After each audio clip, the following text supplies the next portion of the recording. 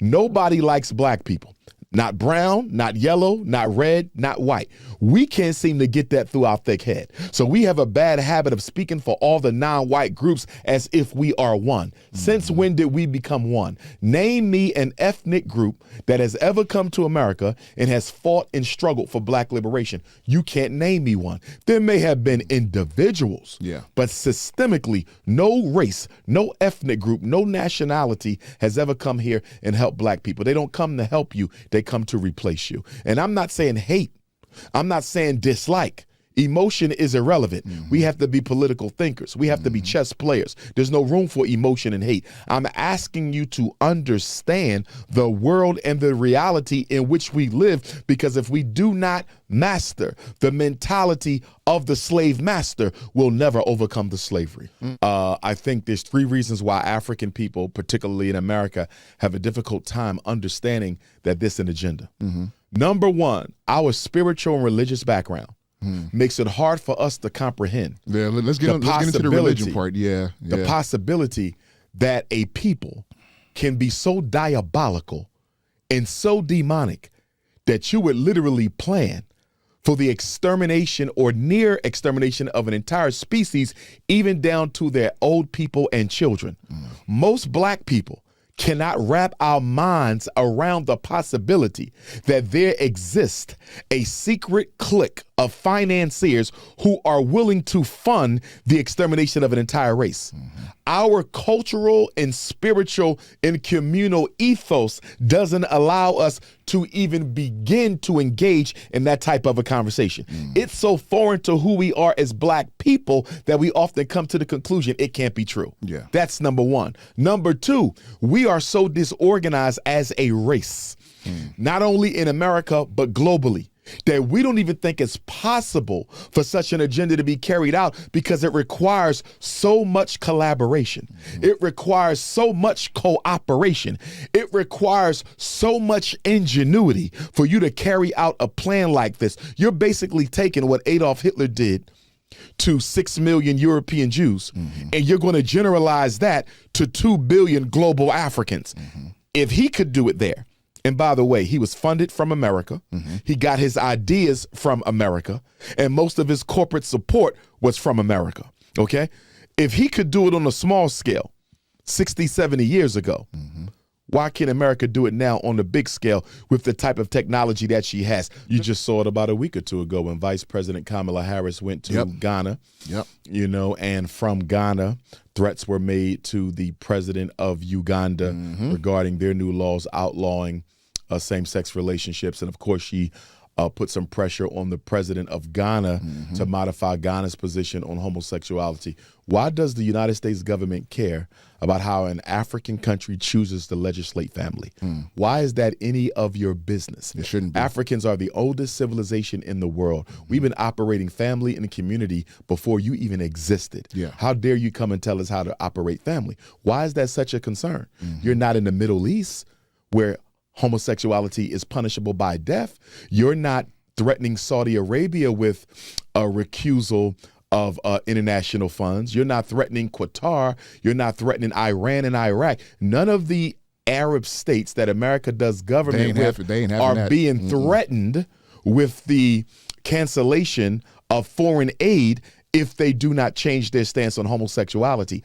Only African countries are being threatened with the termination of foreign aid if they do not accept same-sex relationships. And why? Because America knows if we can get enough homosexuality in Africa, sooner or later we'll be able to finance a lesbian, homosexual, or transgender candidate.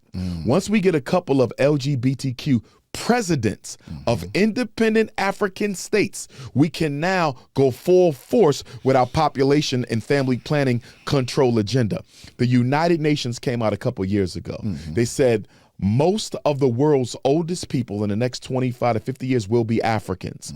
Africa's population is projected to double or triple over the next 50 years. Wow. This is why America is so aggressive with the LGBT agenda in Africa. They feel that if we can somehow get to the public school children in Africa, if we can get to the black babies on the continent and inoculate them with this pro-transgender agenda and start paying for their hormone blockers and their sexual reassignment surgery, we can start to cut down the numbers of black people in Africa. As you said, your personal preferences are one thing. Yeah. We're talking about a government agenda for African racial extermination.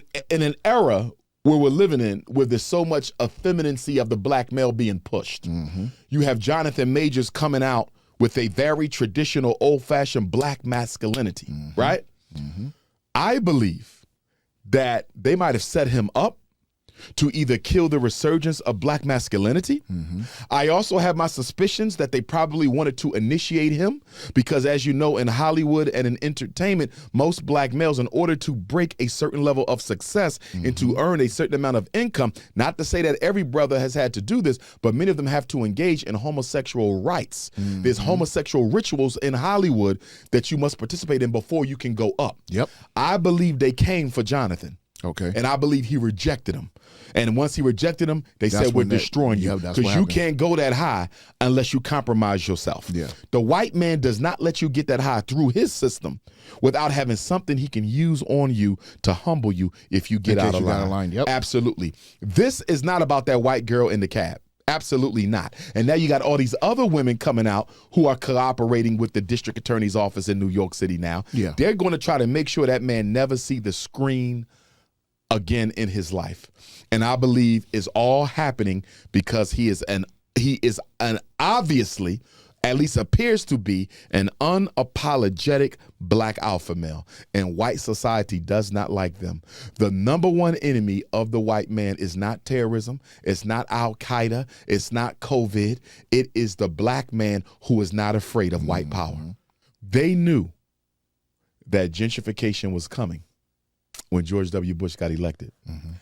They knew that the LGBT agenda was coming when Obama got elected.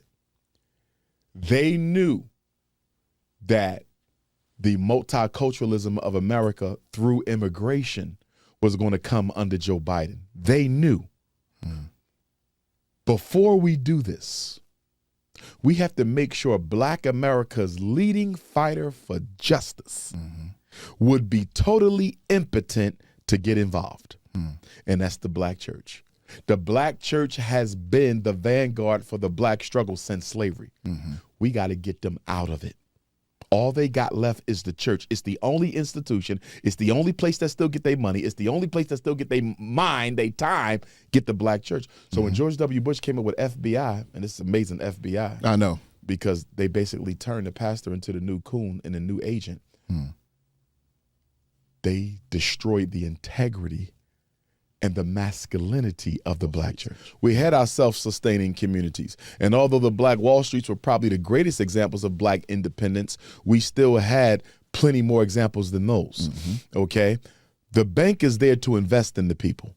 The school is there to educate them. The supermarket is there to feed them. The hospital is there to save them. And the fifth institution would be your manufacturing and distribution to employ the people and provide them with their basic needs, right? So those are your five essentials. Nowhere in America do you have that. 50 million Africans spread across 50 states and not a single Black Wall Street still in existence. We had them before.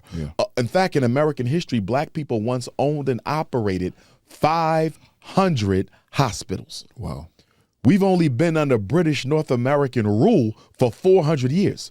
So if you owned and operated 500 hospitals, that means we were building and opening more than one a year for 400 years. Think about that. For 400 years, on average, black people owned and operated a new hospital more than once a year. What happened to that? Integration happened to it. And when I say integration happened to it, I'm not talking about the government policy, because the government never forcibly integrated black people. They only desegregated. Did the government forcibly integrate? Well, they finally did in the end, but all they did was legally say, you can't keep the black kids out. But they didn't do anything to guarantee them access. So when you look at black people who say, well, integration destroyed us, I agree with you. Yeah, to a degree. But it wasn't imposed by the government. Yes. You chose. Did that. Yes. Who forced us to close down our independent black schools? We did that. Who forced us to close down our independent black hospitals? Yep. Think about this.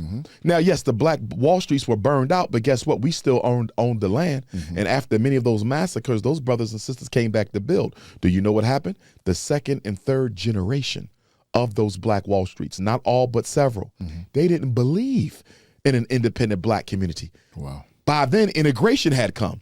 They said, well, why do I want to keep an independent black community? I could go live with the white folks.